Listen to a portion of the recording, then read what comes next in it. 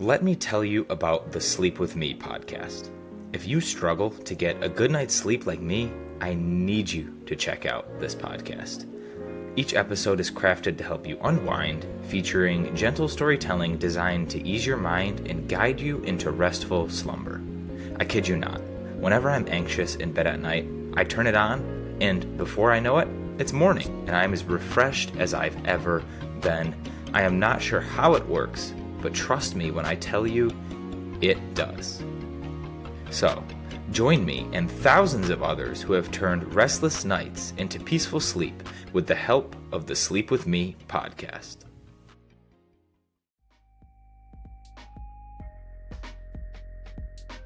Go Global is a free-flowing technology company that handcrafts, embellishes, and manufactures garments and accessories. Designed on the principles of people, places, and possibilities, Go Global reimagines fashion and is inspired by you, the people of the world.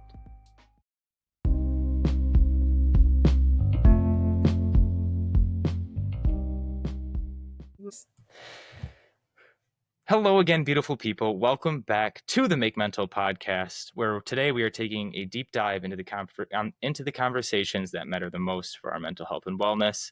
We are super honored today to have on Jen and Lee Wirth, two incredible individuals whose personal and athletic journey have led them into the world and really made a profound impact on the world of mental and physical fitness. We are super excited to have them on. I won't steal all their thunder. I used to like to give this crash course of the guests, but I think it's more beneficial and more meaningful to hear it from them. So we will get right into it. Let them tell you all what beautiful work they do, and then we'll really dive in and maybe ask a few scary questions. We love scary questions. We love the scary questions. Yeah, it's great to be on, and hopefully we'll share a little bit. Hopefully we won't overshare, but we both played Division I basketball at Gonzaga. We played together all 4 years. And in the entire recruiting process, we knew we wanted to play together. So Package deal. yeah, that's what we would tell people. And thankfully Gonzaga had 2 scholarships for us, so we got to kind of live out that dream. And now we both work as online fitness coaches. I've kind of taken a little bit of like a backseat role in that and kind of do more of the social media marketing side of things. But we launched our business last April and have just kind of it's been a trial and error of what works and what's going to work the best for us and our clients. But definitely navigated a little sense of trying to figure out what we want to do post sport. We ended our careers a little bit sooner than we wanted to just because of COVID and just life stuff, and kind of felt that sense like a lot of athletes do, I think, where we're just like, our sport has been our whole life. We're not really sure what to do, and we still want to feel connected to it somehow.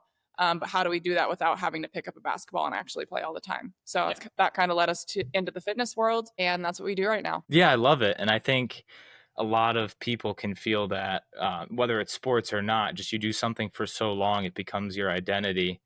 And when you're there, you might not even realize it, right? Like you wake up every day and you're a student, you go to school, you do classes, you do homework, you come home, you get ready for tomorrow again, and you don't even think about what else you can do with your day. So the fact that you guys were kind of keeping that fitness component of basketball involved, but really exploring what else you can do outside those lines of the court is really fantastic. And I'll ask, was this even remotely in your guys' idea when you were at college playing basketball that you wanted to do something like this afterwards? When did this really come to fruition? Yeah, I think I can speak for both of us that it was not at all what we had thought. When we were done playing, we had always planned on at least playing a year overseas professionally, and kind of just chatted beforehand, but COVID kind of threw a wrench in those plans, and so had to pivot a little bit.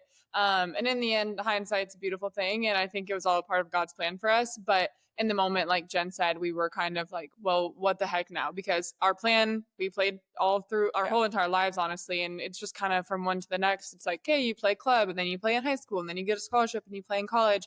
And then we were going to play overseas. And when that didn't happen, it was kind of like, well, what now? But during COVID, kind of like rewind a little bit, we kind of started posting just dumb basketball dribbling videos. It was when TikTok started to really just get going. And I didn't even have a page at the time. Jen had a page, and we just started posting it. And a couple of them went like did really well, and we started gaining a following completely unplanned. It was our only connection to basketball at the time because we had graduated and we weren't playing. Yeah. But we still had access to the gym, so we would just go in there and shoot around and make these dribbling videos. And I think a lot of people at that time were just like trying to figure out how to fill their days, and like social media was a really big part of COVID, I guess. And so that transparently kind of fell in our lap. We started then having people reaching out to us about partnering and things like that, which kind of launched us into like the social media aspect of our job. So I think that we just kind of shifted like our niche and tried to figure out, well, okay, we're done playing basketball now. What is like now a part of our life? And we've always loved health and wellness. And so have then since tried to like kind of cater our content to being that. And then over time, kind of some of the tall girl aspect. And so it's definitely like shifted with our life and like the different stages since playing, like being done playing basketball competitively. Yeah, I don't want to ignore the tall girl comment. We'll get there. But before we get there, I want to know what it was like when basketball ended for you guys. I know for me personally, like it's easy to talk about now that it's been a couple years removed, but in that moment, it felt like I was just so lost. I had no idea what to do, and I still had soccer to look forward to, just not at that collegiate level, right? Not with all my best friends any longer. So for you both, I guess if it was a similar experience or not, you could each share your experience of basketball is done. We have something, but we're not quite sure. What was that little rut like? Well, I would say honestly, it was kind of weird with COVID. We keep talking about it, but it just was a big part of our junior and senior season because we kind of lost basketball twice in a way. Junior year, we were getting ready for, we just finished our conference tournament and we came back from Vegas and find out that we're not NCAA was canceled. Yeah. And so it was kind of like nobody knew where this was going to go or how long it was going to be before we could all be back on the court together. And so that kind of was like, for me anyways, a wake up to like, okay, this is like from one day to the next gone. We can't go work out together as a team. What are we going to do? And I think one takeaway for me was it did kind of help me realize how much my sport consumed my time and energy and thoughts. And just getting to spend that extra time with our family. We ended up coming back home to Arizona during that time. And it just kind of felt like the mundane, ordinary life became something that like we really had to cling to. So that kind of was like a test run in a way for when we eventually ended up senior year graduating and not going overseas. And so I think that helped in hindsight, even though it was hard at the time, like losing that NCAA run, because that year actually I think we were going to be able to play at home in Spokane Arena. So we were kind of holding on to hope for that. But then senior year, it was just hard. Like we had 3 older sisters who all played college basketball as well.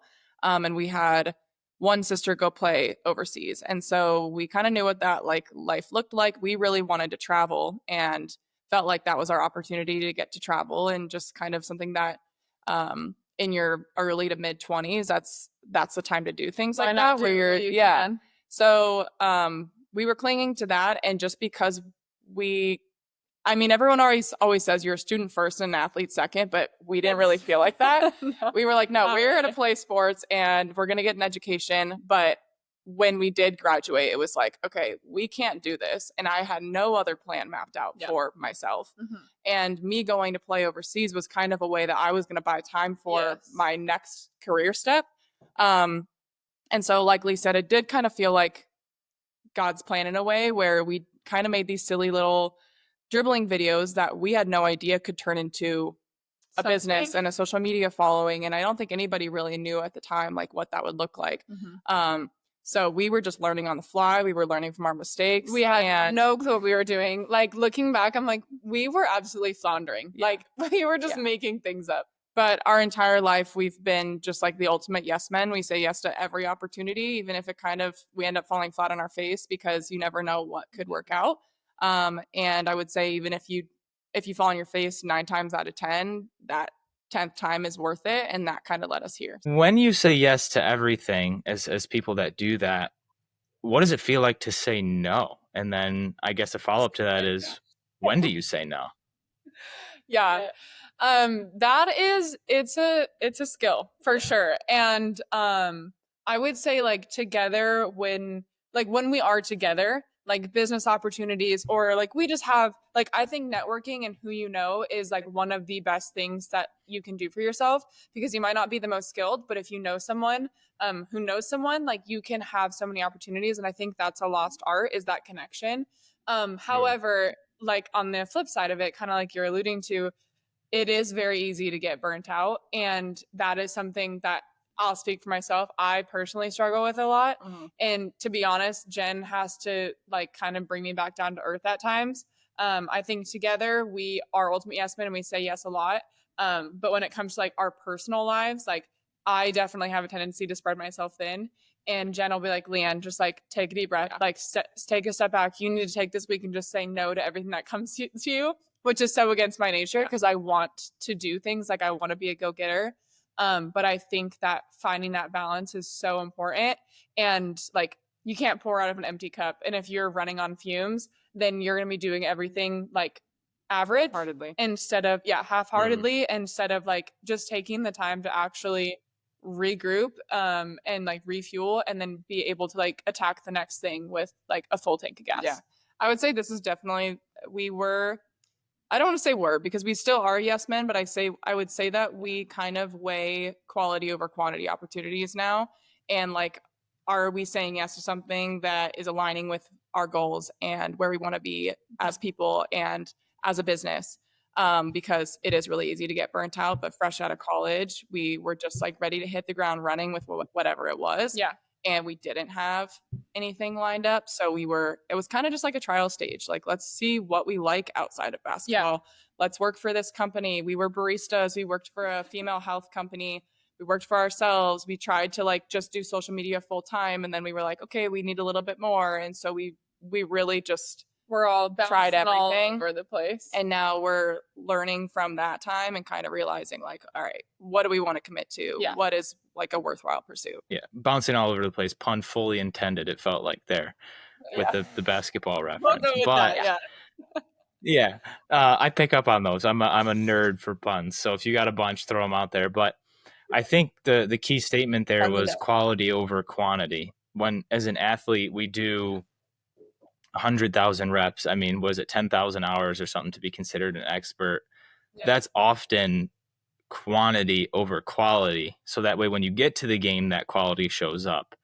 How is, besides the examples you just gave, I guess, how is that soft skill transferable outside of your sport? That knowing when you do say no, how can you then use what you learned in sports maybe to figure that out, if that makes sense?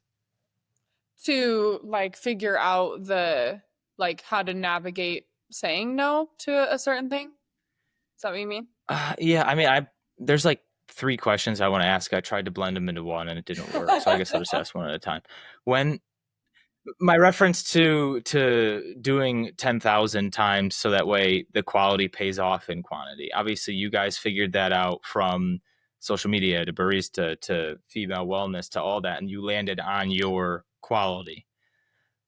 Yeah. Do you think you could have sped up that process by saying no to some of the other options that were available, or do you think you needed to bounce to each one in order to land where you were supposed to be? That's probably a better way to phrase that. Yeah. No, that's a good question. And I mean, to be honest, it's hard to look back and be like, well, you know, it shoulda, woulda, coulda. Like, I guess we could have gone that route. Like, there's a lot of routes that we could have gone. But I genuinely think that from all of those things, like, I don't really view anything as like a failure or like, oh, it didn't work out because like something on about us. It's just that you try something and maybe that you realize that's not for you. And like during that time, I think with a lot of things, we were kind of laughing and joking that sometimes like you're moving like horizontally and you're trying all these different things horizontally, but you kind of have to do that to then take a step forward, or you have to take one step back to take 2 steps forward. And I think all those opportunities and jobs and odd jobs and whatever, being a barista, like working all that was kind of like our one step backward to take 2 steps forward. And we wouldn't have known that they wouldn't have worked out or been for us had we had not tried them, like if we didn't try them. And so I think that yes, there was a lot of quantity in there, but there was also a lot of like learning and learning about ourselves, and honestly like soft skills that we gain as well. Like even being a barista, like we joke now, I think everyone should work in the service industry because we view like the service industry and waiters and waitresses and In all such of a that different way. world in such a different light. And so we learned that from that experience. We also learned that that's not for us, and maybe not what we're called to do, but there are so many skills and like little tidbits of knowledge and wisdom that we learned from that we still carry with us today. So I don't view any of that as like being I think like a wrong move. Sorry, You're good. Go. I think it just made us more well-rounded once we finally got to where we wanted to be.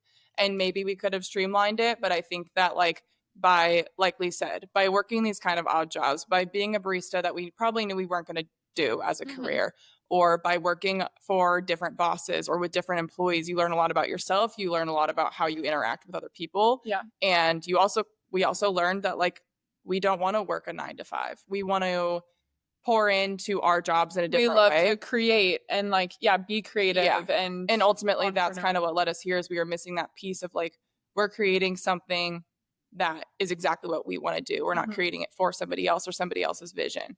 And so ultimately I think it just allowed us to kind of, I don't want to say arrive at the destination because we're not there yet. We'll never be there, but to show up more as like well-rounded individuals. Yeah, I can second the odds and ends job. I did customer service at Bed Bath & Beyond for a handful of years, and that was an interesting place to work. I loved it. Don't get me wrong. I love the bosses I worked for.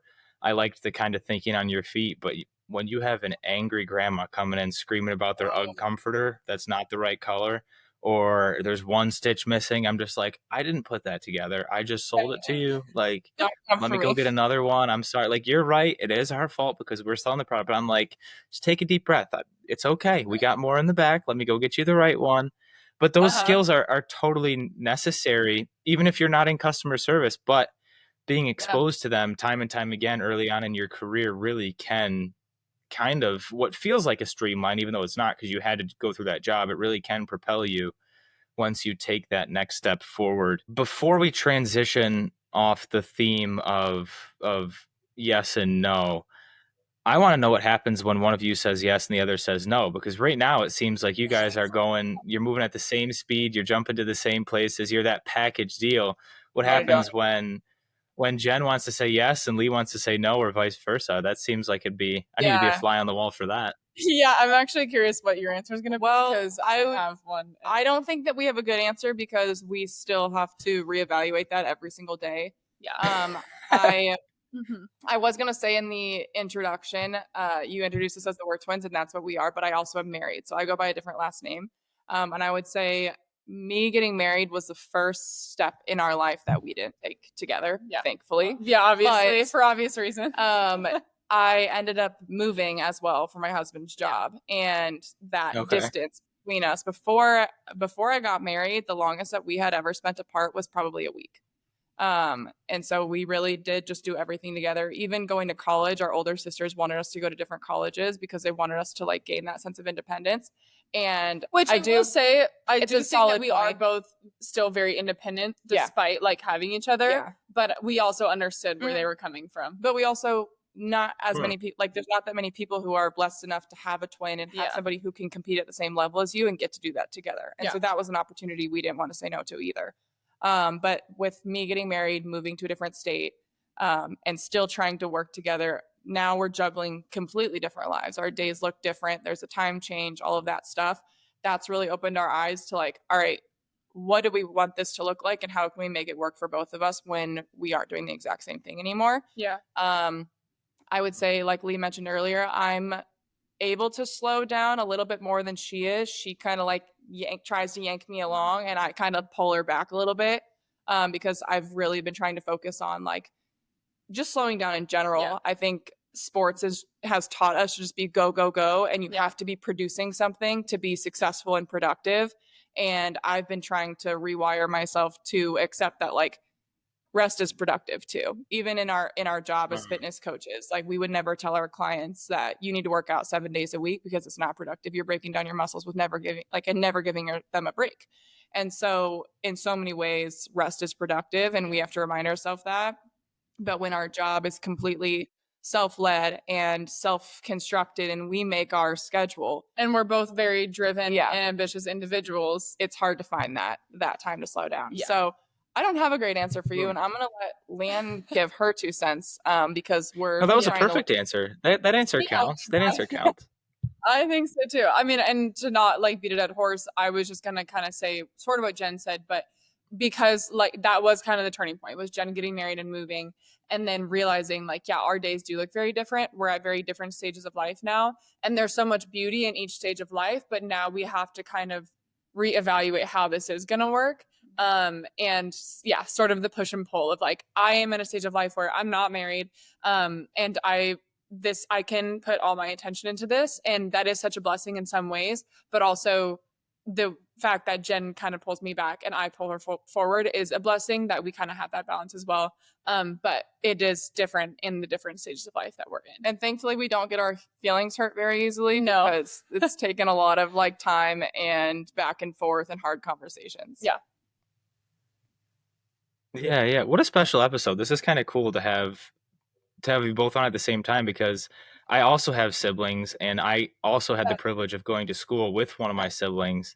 Cool. College, they were just 2 years ahead, and my second choice was my other sibling's school, so I was like, okay, I'm gonna have someone there regardless. Yeah. Play baby brother all over again. Played that up. I won't lie, I definitely played that up, but having them there for 2 years was fantastic. But then I also did enjoy having time to myself again, not because I didn't like hanging out with them. Like, my brothers are my best friends, but it's like, yeah, they showed me the ropes, they introduced me to their friends, but like, I feel like my entire life it was, all right, let's go hang out with their friends, let's go do what they want to do. And I just enjoyed it, so it wasn't that big of a deal. But when they left, I got to kind of decide on my own, not like, oh, we're going over to this person's house because so and so wants to hang out with their friend and you have to tag along. I'm curious for you guys, now that you do have some time to yourself, when one of you is away, how do you guys handle that workload? Because I know, especially in the athletics world, when one of your teammates is injured or they're not all there mentally at the moment due to different hardships, you have to pick up pretty much all the workload on the field, right? I mean, I'll talk soccer specifically. Someone gets a red card, you're down a player, that's more work. Basketball, someone fouls out, your star player, you just pick up the workload and you don't complain and you figure it out after. I'm also very big on those transferable skills from the court or the field into life. Mm-hmm. How does that work for you guys when one of you is, I guess, quote unquote, injured or has fouled out? Yeah. I mean, gosh, I wish we had it figured out, but we're definitely still learning as we go. And this is still fairly new. Like, Jen got married 2 years ago. That her being, on the East Coast for half the year and in the same state as me for the other half, is definitely, it's something, it's trial and error that we're trying to figure out. But I do think that kind of like the fact that I am still, like, I am single, and so I have like an opportunity to kind of pour more of myself into this in this stage of life. And I think it is such a beautiful thing. Like, it is a blessing in disguise at times. And so I'm gonna take full advantage of that until it comes to time when I do get married, hopefully on the line.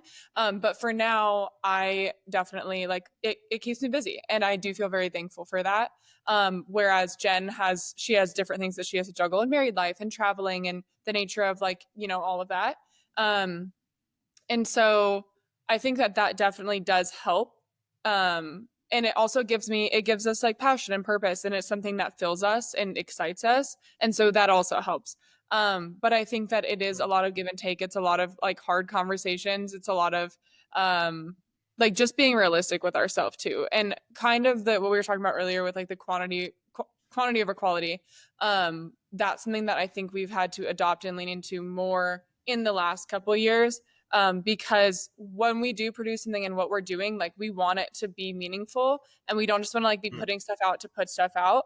But I think initially when we started, especially like when you're growing on social media, people say you have to post every day, you have to do this and that. Like, you just want to get yourself in front of people. But then the more that we've kind of like honed in on our niche and what we want our page to be and what we want our business to be, I think has also allowed us to like kind of slow down and just like really focus in on the quality of things, instead of just like spreading ourselves thin in a way. So I don't know if that answers your question even, but I have something to add to that. And like Lee Lee burns herself out quite a bit. We both do. But a lot of times the interesting thing about us sharing so many experiences from childhood all the way to now is that we have a similar outlook on life, but we're both individual people who perceive things differently. But that being said, because we have so many shared experiences, we have similar things that we want to share on our page and we want to share with the world. And so if LeeAnne needs to sub out because she's burnt out and I have a little bit more bandwidth, then I'm never worried about, oh, am I going to be able to share the right thing on our page? Do I need to like talk to her about what we want to share? Like, we know after some trial and error and kind of niching down and niching up what we want to share now. And so I can kind of step in without having to constantly be like, hey, am I saying the thing that you would want to say? It's still not perfect because we do collaborate on a lot of things. We always want to make sure that it's speaking for both of us. But that is the beauty of having a business partner that isn't just kind of like a random friend. And there's value in that too. You have two completely different sets of experiences and perspectives life. And but that's one thing that kind of makes like taking a step back easier. Before we move on to the next segment here, I know you guys said you spend a lot of time together, and I know I spend a lot of time, again, with my siblings, but I just need to know if this is true. Do you guys actually know what each other is thinking, or is that just like a twin myth? Can you guys literally finish each other's sentences, or? I wouldn't say 100% of the time we do, but a lot of the time. When you have that best friend and you can just look across the room and start laughing together because you're reading each other's minds, that's us, but probably a little bit more than the average. And a lot of our friends are honestly, if like kind of new friends, are a little bit intimidated by us because we speak in inside jokes. Yes, and we just like bounce off each other and no one gets it except us. So and we'll be cracking up and our other best friends are just like, we're so out of it, but we're just gonna let you guys do your thing. Because we've shared everything. So we have childhood jokes, like quotes of movies and stuff like that. And so it's like we'll hear one thing and then it'll make us think of something else and we'll both be already thinking it and like exchange that glance. Or like I feel like lately too, like we've been so busy lately and traveling and all good things, but very busy, and we're both feeling a little brain fried and kind of so anyway, I'll be like kind of starting a sentence and just lose it halfway through and I'll be like, I have no idea where I was going with it. And Jen will be like, that's fine. You don't have to finish. I already know what you were going to say. And I'm like, Kate, thank you so much because I do not have the mental, like, I just can't pull it together. I don't even know where I was going. And so she just kind of gets it, which is really nice. That is awesome. You both have to have 50% brain battery in order to have 100, and it just works out between the both of you. Okay, so yeah, obviously you guys spend quite a bit of time together. Not so much the past couple of years, as you mentioned, but and you're big into fitness. What I want to know is how big is the mental game in physical fitness? I feel like we just see people power through, push through, especially as athletes. Like, oh, you need to spend this much time in the gym. You need to eat this much protein. You need this many calories. And it just becomes so overwhelming that you just are like, yeah, sure, whatever I have to do, I do it. And you just kind of become a robot or a zombie. So I want to know, how big is mental health in terms of your overall well-being and physical health? Yeah. Oh my gosh. I mean, if you would have asked us a couple years ago when we were playing competitively, like, I don't think I would have given it the credit. Because like you said, you just kind of do become a robot in college sports, especially because you're told what to do. Like, you don't even have to think for yourself. And it's like, okay, like, yeah, you're pushing your body to the absolute max. But and there is some truth, I do think, to like your body's going to follow what your mind tells it. I think that there's so much power in that. But also your mind needs to be telling it reasonable things. And I think that the mental side, especially in the last few years, it's come out like a lot more and there's a lot more conversation around it, but it's so important. And like we're firm believers, especially in our coaching, that everything is connected. Like, if your physical health isn't where it should be, that's going to affect your mental health. If your mental health isn't where it should be, that'll affect your physical health. And like stress and inflammation and all of that, like our bodies are so smart and they respond to all of that. And so if you're neglecting that, you're going to feel it. Like, you're going to feel it in inflammation and in your joints and in your performance in the gym. And I think that that's something that we've had to learn over the last few years. And we've even had kind of, I guess, like a physical transformation ourselves. Like when we were playing, we were the strongest we ever were. And we were training a certain way for our sport, but we were so inflamed. We were so puffy, like we were neglecting our mental side. And then, since we found a better balance with all of that, and not really playing as competitively and training more in a way that's like fits into our lifestyle, you can even see it in our like physical appearance, like how that has shaped us, and the inflammation and all of that. So I think within the last few years, it's something that we've definitely like learned is actually so important, like more so than most people even realize. And we're not perfect at it at all. Like I still struggle with that.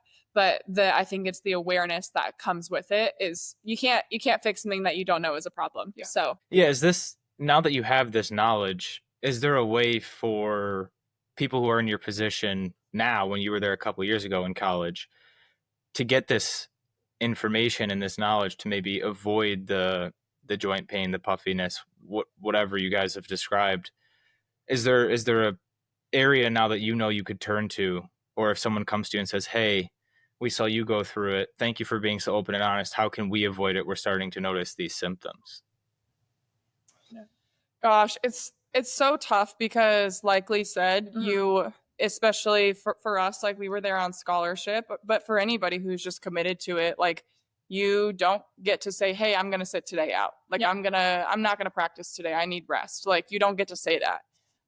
You have to perform. Your coaches are expecting you to show up. And for us, like we were lucky enough to have our education paid for. And so that was it was our job. Yeah. And you don't really get sick days. And so now, knowing how harmful that could be, there would be things that we would try to counteract that with, knowing what we know now. And some of those things I would say is just like for us, like getting outside, our bodies were exhausted. So we never wanted to go do like have a physical outlet, but like long walks. Like we had a lot of lakes and rivers where we went to college. And so we would always try and just like get outside and sit and bring a book or study outside or just hang out with like our teammates and not talk about basketball. Yeah. Those like small little things where it's like, all right, I don't get to sit today out, even if I wish I could, but I can let my brain and my body relax in another way. But at the same time, you're juggling a lot. You're juggling your sport, you're juggling school, socially, like travel, all of that stuff. And so you're working overtime. And we would sometimes look at the non-student athletes and be like, "Man, what do you do with all this time on your hands?" Because like that would be really nice. Like even just like on our off days, we were like, what do we even do?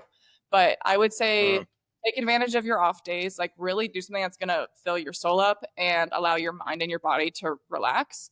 And then just like try to get outside your sport as much as you can in your social interactions and just on your own. Like some days I'm going to be honest and say my coaches wanted me to go into the gym and shoot on an off day.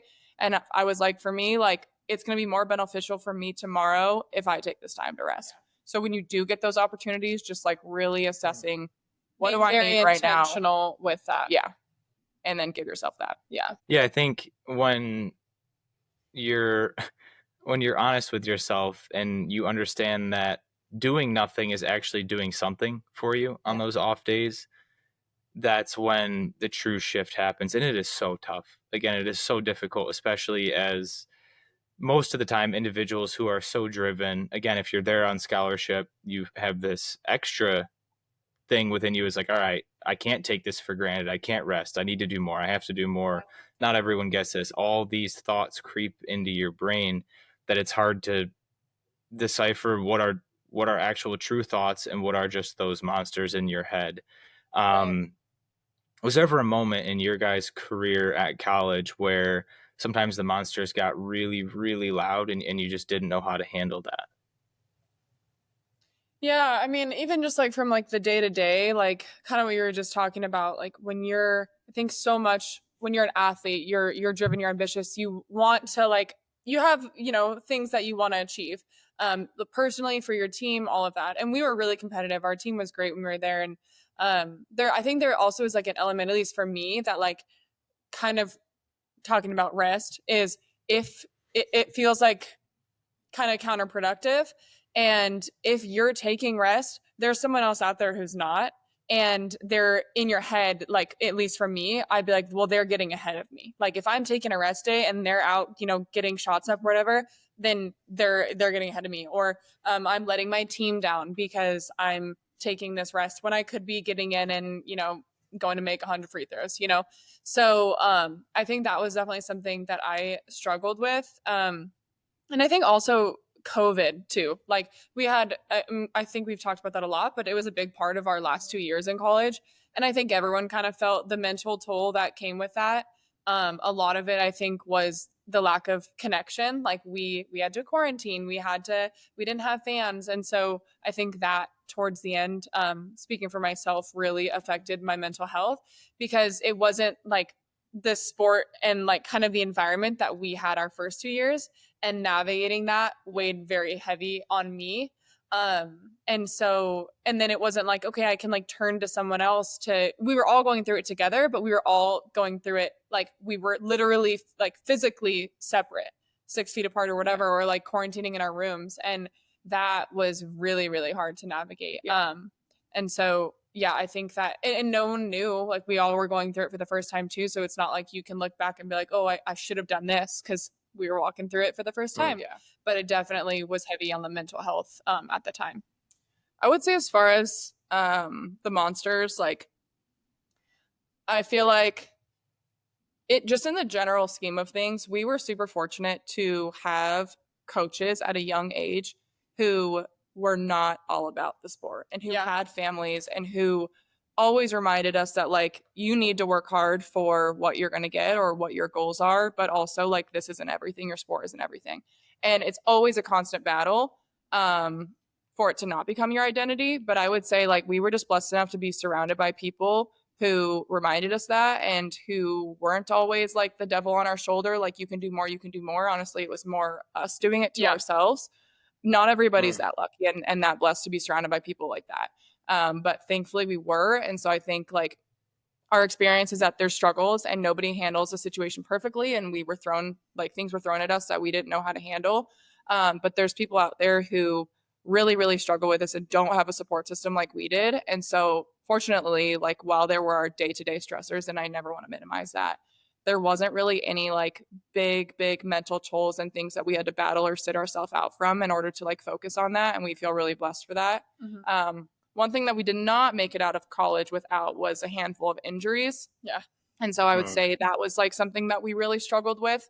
Even one instance where my sophomore year, I was going to start and I broke the bone on the tip of my finger and was out for 6 weeks. It was in our like inner squad scrimmage at the start of the year. So we hadn't even gotten to our first game, and it was our team scrimmage, like the first where all of our fans could come watch. And that's when I knew I broke it right away, and I was like, gosh dang it. But you know, it's like the tip of my finger, it's fine. I'll just like wrap it up. And they told me that if it moved, then I would have to get surgery and I'd be out longer. So I literally was benched for 6 weeks with a tiny little wrap on my finger. And Lee ended up taking my starting position. And we would get interviewed and everybody kind of wanted to pit us against each other in a way because they wanted the drama. Which happened honestly our whole life. So we kind of knew how to navigate it at that point. And it was kind of the question of like, when I return, am I going to take the spot back or not? And I didn't. She played amazing in those 6 weeks and secured her spot in the starting lineup. So I came off the bench. But for us, like, again, we were surrounded by people who kind of tried to pit us against each other our whole lives, and also surrounded by people, our support system that we let speak louder than to the us, others.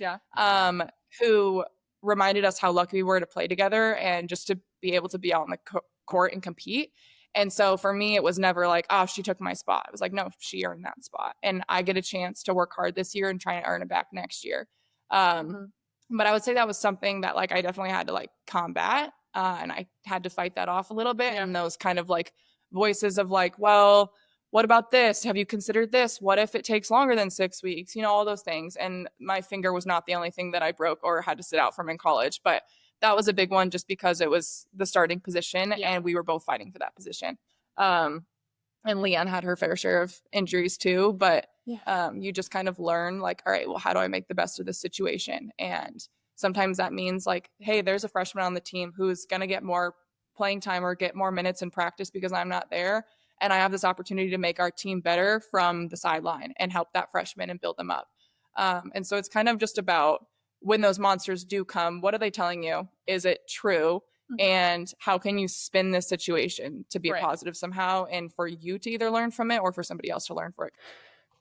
Yeah, and I think what that led me to think about is you hear about that all the time in the NFL, right? The starting quarterback loses his spot. This new young rookie comes in with a chance to carry the team. And for some reason, even I find myself rooting for the downfall of that old quarterback for the rise of the younger quarterback. And I have to stop and catch myself. I'm like, wait a minute, what are we doing? This, I guess, older player or player that's no longer the starter for whatever reason has an opportunity to better the team, right? They're not on the field, whether that's coach's choice or uncontrollable circumstances, and they're choosing to not throw a hissy fit. They're choosing to put the team before themselves, the we before the me, which I think so often you need to have the other way around in the sports world, right? You need to think about yourself so many times that you often forget about a team, but when it's really forced in your face, or on your finger, and in Jen's case, then you have to take that step back. Oh my God, another basketball pun. Take that step back and really look at it from beyond the 3-point line. Oh my God, we're on a roll. It's fired up. But I will say it is nice to have that support system, right? Because especially at Division I level, professional level, honestly, even small town Division III level, you are often on the news, in the paper, good versus bad. Like, just that's two of the biggest categories that we have as a society: evil versus good, and whoever is painted as what.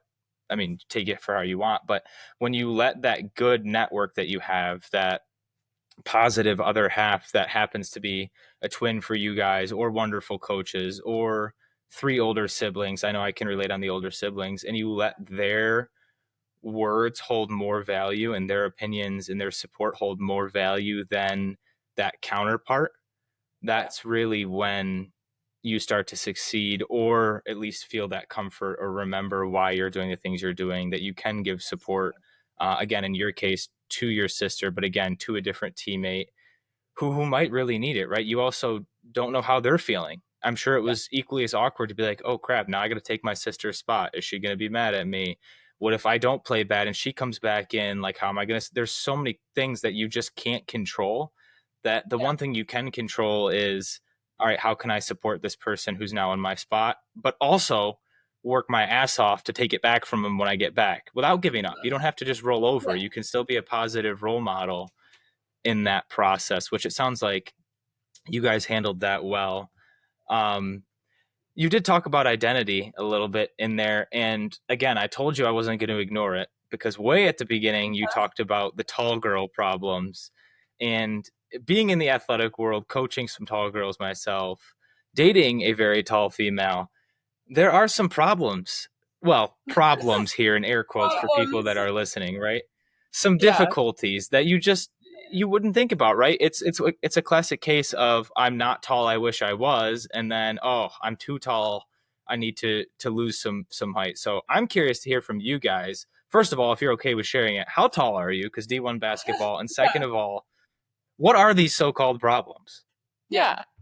We're 6'2", maybe, give or take a quarter inch, depending on the day.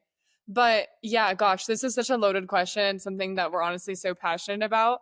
And honestly, kind of like our content on social media has shifted into this, not really by choice or really even realizing that it was something that was really lacking for a lot of girls.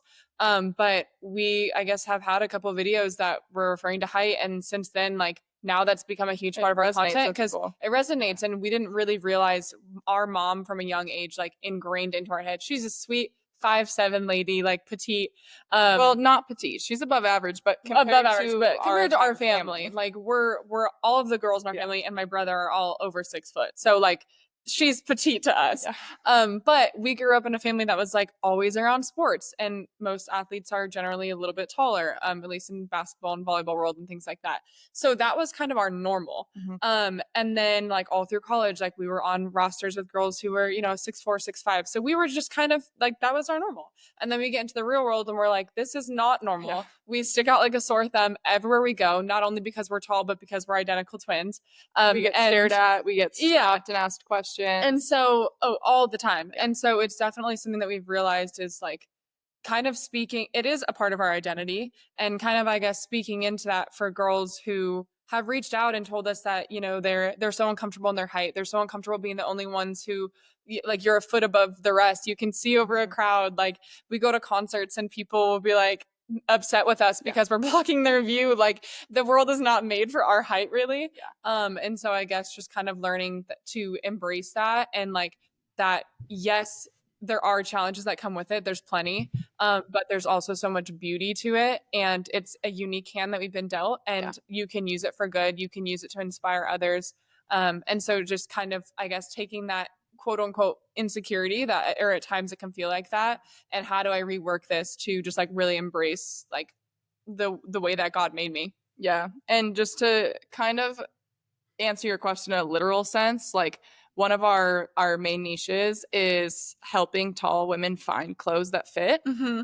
We've never been like fashionistas or like in the fashion world or really like loved clothes. We always wore sweats or basketball shorts and a t-shirt growing up, but now kind of stepping into like a more professional, just like post-sport role, we're like, man, we really got to like fill out our closets with things that are a little bit more elevated, and it has been a struggle to find that. And so when we find something, we share it because we know how hard it is, and we also have kind of learned how